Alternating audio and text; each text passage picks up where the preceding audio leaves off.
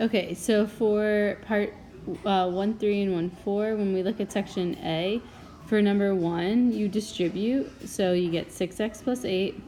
You need to get all terms on one side, so if you decide to move this 6x to the other side, you need to subtract.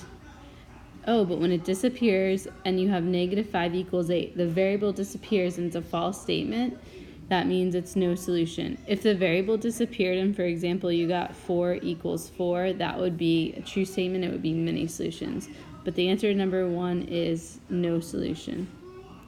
Now, if we look at number 2, make sure you're distributing negative 3, not just 3.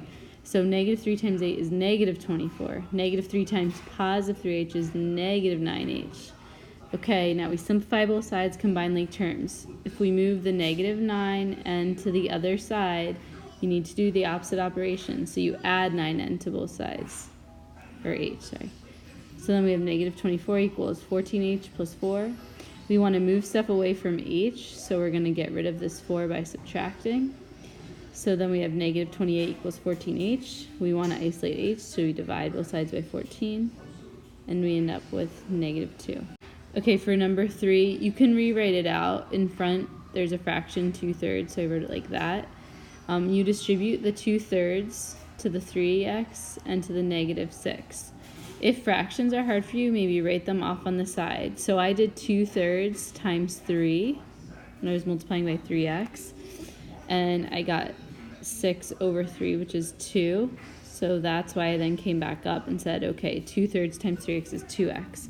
Then I did 2/3 times negative 6, so it kind of got cut off. 2/3 times negative 6, and I put it over 1, so I have negative 12 over 3, which becomes negative 4.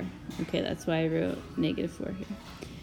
Then I distribute the 4x, and we get 4x minus 12 on the right. Now we need to get our x's on one side, so if we move this 2x over to the right, we need to subtract it from both sides. So we have negative 4 equals 2x minus 12. Now we undo PEMDAS. We want to isolate x. So we add 12, then we divide by 2, and we get x is 4. Okay, then for B4, what this is saying right in here, it's telling us what we want to isolate. It's not part of the problem. So the problem is 2n equals 4x plus 2y. So if we're trying to isolate n, we can divide by 2. And now plus or minus separates parts or terms. We have 4x is one term, 2y is another, and 2 is the other. If all are divisible by 2, then you're allowed to do it, which they are. So 4 divided by 2 gets us 2x. 2 divided by 2 is 1, so that's why we have just 1y or y all over 1. Now, you don't leave it over 1. It's just the numerator 2x plus y. So that's what n is. You've isolated it. And then for number 5, again, it's telling us to isolate y. So the problem is x equals 3 times y minus b over m. I like to get rid of the denominator first, whether it's a number or a variable. So multiply both sides by m. The side you're getting rid of it from, it's gone. You don't distribute. So then you're left with what was on top. 3 times y minus b equals mx.